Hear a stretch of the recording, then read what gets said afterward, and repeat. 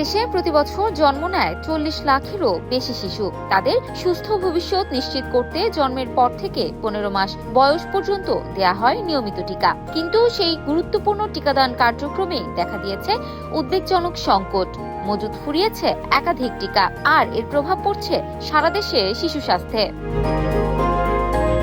দেশের শিশুদের ১২টি রোগ থেকে সুরক্ষা দিতে দেয়া হয় মোট ৯ ধরনের টিকা। এর মধ্যে বর্তমানে ৬ ধরনের টিকার মজুদ শেষ হয়ে গেছে বলে জানা গেছে। এসব টিকার মধ্যে রয়েছে হাম, রুবেলা, পোলিও, যক্ষ্মা, নিউমোনিয়া, ডিপথেরিয়া, ধনুষ্টঙ্কার এবং হেপাটাইটিস বি।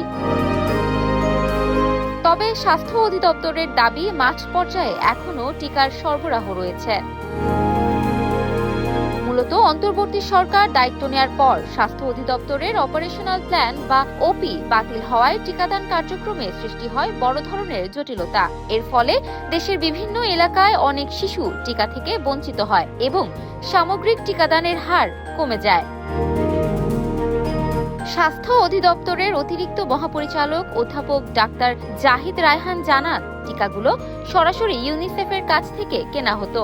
এই সিদ্ধান্ত পরিবর্তন হয়। সিদ্ধান্ত আসে অর্ধেক ইউনিসেফের কাছ থেকে এবং অর্ধেক ওপেন টেন্ডারের মাধ্যমে কেনা হবে। এই সিদ্ধান্ত পরিবর্তন এবং বাস্তবায়নে রাষ্ট্রীয়ভাবে একটি জটিলতা তৈরি হয়েছে। পরিস্থিতি সামাল দিতে পরে সরকার টিকা ক্রয়ের জন্য বিশেষ বরাদ্দ দেয় প্রায় ১,০০০ কোটি টাকা। এর মধ্যে শিশুদের টিকার জন্য রাখা হয় ৮৪২ কোটি টাকা। তবে সরাসরি ক্রয় ও টেন্ডার প্রক্রিয়ার জটিলতায় দীর্ঘ সময় পার হলেও কার্যকরভাবে টিকা সংগ্রহ সম্পন্ন করা হয়নি।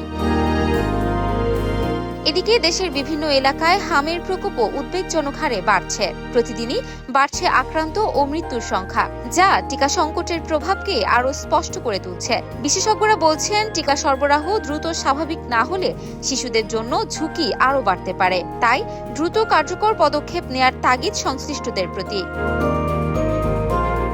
ইফফাত আরা আইরিন, ক্যাম্পাস টাইমস।